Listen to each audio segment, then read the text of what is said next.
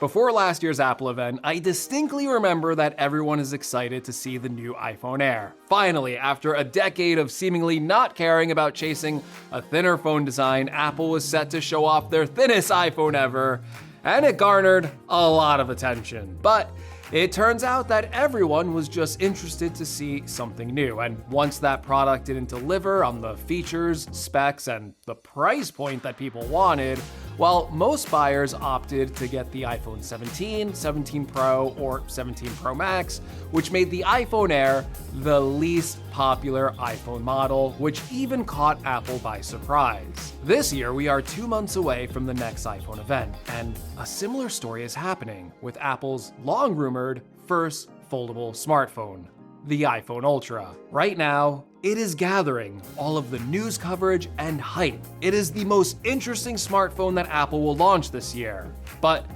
will Apple finally get this fourth flagship iPhone model right? Or is Apple about to make another costly mistake?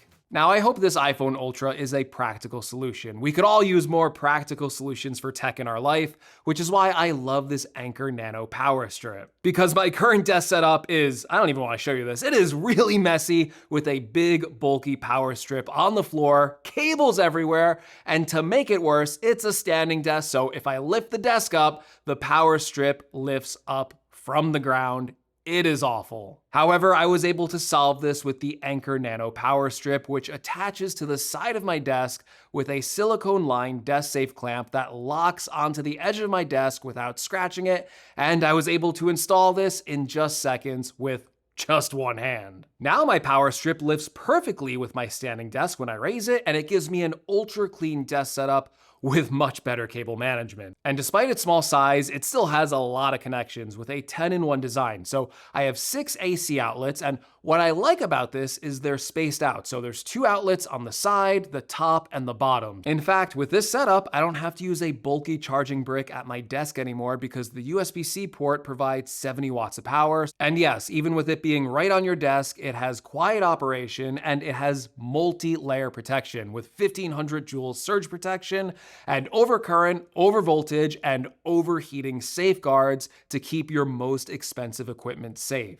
So if your desk setup looked like mine did before this video, check out the link in the description to pick up your own Anker Nano power strip, and thank you to Anker for sponsoring this video. Now, to understand why the iPhone Fold could end up being a mistake, we kind of need to look at Apple's other attempts in this space. Because since the iPhone 12, Apple has been trying to carve out another position for a fourth flagship iPhone model. The first attempt at this was the iPhone mini, which went back to Apple's smaller smartphone roots. I often said the iPhone 12 mini looks like the direct successor to the iPhone 5S, and out of all of Apple's attempts at making a fourth flagship model, this one was my favorite. It offered the most unique experience and the most compelling form factor. I really love that small size. But even with all my love, it was also Apple's biggest failure at expanding the iPhone lineup. The mini only lasted for 2 generations and only captured about 5%,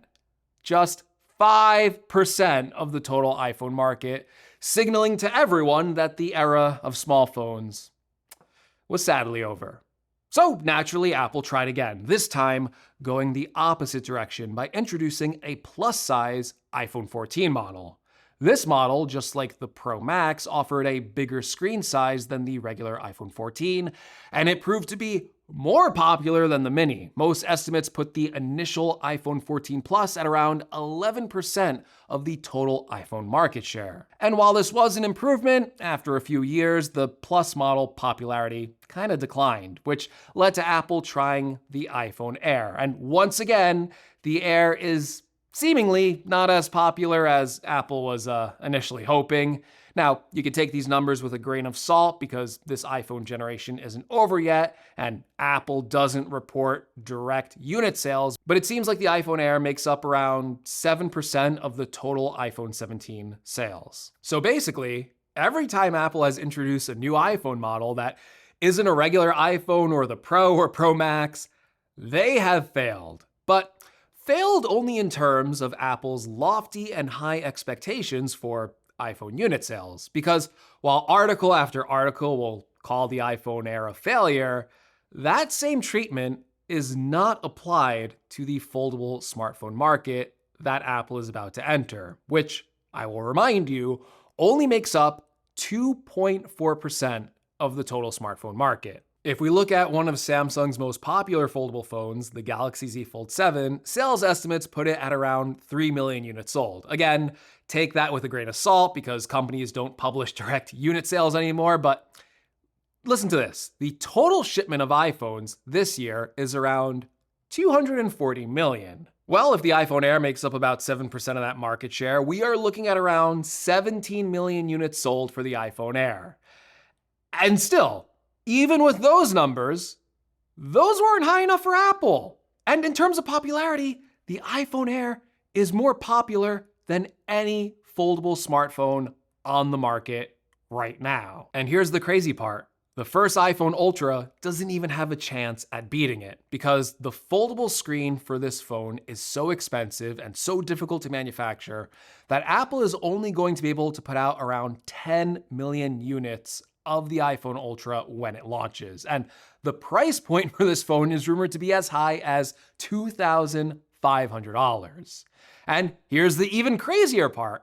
Analysts are currently estimating that Apple is going to sell every single foldable smartphone that they manufacture, which would make this the most popular foldable phone ever released, even at its ridiculously high price point.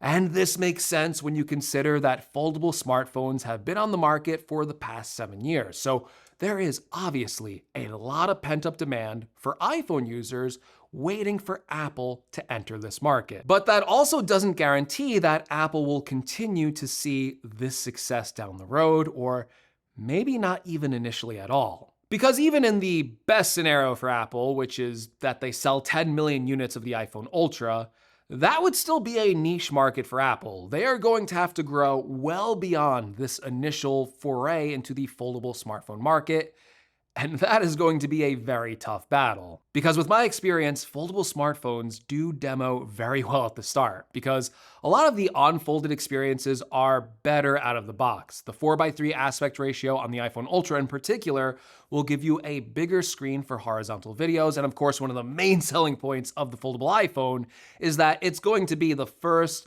iPhone to get proper split screen multitasking. And yes, that alone is very useful. And it is always impressive to see the technology behind these devices. If you are one of the first people to get a foldable iPhone and you unfold the screen in front of someone who's never seen that before, they are going to be impressed because the technology of literally folding a screen is impressive. It is a big wow factor to someone who has never used or someone who has never seen it before. However, what I discovered is that gimmick becomes less useful in daily life, at least on the Android side of things when I tested it, because when I use those foldable smartphones, the thing that I found is that I was constantly fighting against how every single app and experience is optimized to be used on a regular smartphone screen. Web browsing, apps, social media, and even modern short-form video content is optimized for vertical screens. For the most part, that means when you're using a larger book-style foldable phone, you actually don't get that much extra usable space. And what ends up happening is you get an app with either wider margins, so more white screen on your phone, or you get a stretched out app with a bigger user interface and bigger text. So it feels bigger, but you're not actually getting more usable screen area and you're not getting extra content displayed on your phone. And that could be an even bigger problem for Apple, considering that they are adopting their foldable smartphone to be a 4:3 aspect ratio, which means the outer display will also have that more square form factor. And that means not only will the front display have a smaller 5.5-inch display, but if apps aren't optimized for that more square form factor, it is going to be a worse experience than just using like a normal iPhone 17. And I suspect that early adopters of this phone are going to see a lot of apps that aren't properly optimized for this device. So this creates a problem just like the first iPhone Air, where you're going to see people kind of directly compare this against the iPhone 18 Pro. And then all of a sudden they're going to see that, wait a minute, the iPhone Ultra doesn't get Face ID, it doesn't get a third camera lens, it's much more expensive, and a lot of the apps aren't even properly optimized for it. Why are we spending all this extra money to get the iPhone Ultra? And even with the first generation, that could impact sales if that problem's big enough to where during the mid rollout of this device, people just stop buying it because it's not offering a better experience than something you can get on a cheaper iPhone model. Now, this is also a problem that Apple can fix because they do have a lot of power and control in the smartphone market. And while right now Apple is suggesting to developers to make their apps more resizable to accommodate larger screens, this is also something down the line that Apple could actually just force developers to do. Like they're doing that with the Liquid Glass user interface. They are making developers adopt that even if they don't necessarily want to. Still, suggesting or forcing developers to make their apps more compatible with a bigger screen still does not solve the optimization issue. The reality is Apple is going to have a huge uphill battle because the 10 million foldable phones they sell will be added into a user base of 1.5 billion, with a B, active iPhone users. That means the foldable iPhone will represent less than 1% of the total iPhone user base. So for the time being, there is literally no reason for developers to optimize their software for a foldable phone. Developers are always going to optimize for the mass market. And that is why we have seen a shift away from everything in the past being desktop first to everything now being mobile first, because smartphones are now the primary computing device in most people's lives. That is something the iPhone Ultra has to overcome. Obviously, it is going to be an early adopter device, but its success hinges on it getting more popular than the initial 10 million user niche. And that is going to be very hard to do with a phone that costs more than $2,000. On top of that, user satisfaction with this phone is going to have to be extremely high and have a very positive word of mouth to sell more in the future, which will require Apple to avoid numerous pitfalls and controversies that other foldable phones have fallen into. So even with the first generation, there can't be any big controversies with this phone. It has to be durable, it has to eliminate the crease, and it needs to solve the practicality and usability problem that I think plague a lot of the other foldable smartphones. If Apple can't do this or implements this strategy poorly, the word of mouth and hype around this phone will fizzle out and it will lead to poor sales in future models. But if Apple gets this phone right, and they innovate and deliver a compelling experience that other foldable phones have yet to capture, then the iPhone Ultra actually has a better chance at becoming a permanent spot in the iPhone lineup because it will deliver a unique experience that you can't get on any other iPhone, which was a big problem for the iPhone Air. Even though it was thinner, what you did on that phone, you could do on any other iPhone. So yes, the iPhone Ultra, it could end up succeeding, and it could also end up being a pretty big mistake. But let me know, what do you think about the iPhone Ultra? Do you think that this phone is going to succeed? Do you plan on buying one? Are you more interested in this phone than, say, something like an iPhone Air? I would be really interested to hear your thoughts in the comments below. So let me know. And if you like this video, please give me a like. If you want to see more, make sure you're subscribed. And thanks for watching. I'll catch you all in the next one. And hopefully we can make $2,500, all of us can make $2,500 before September.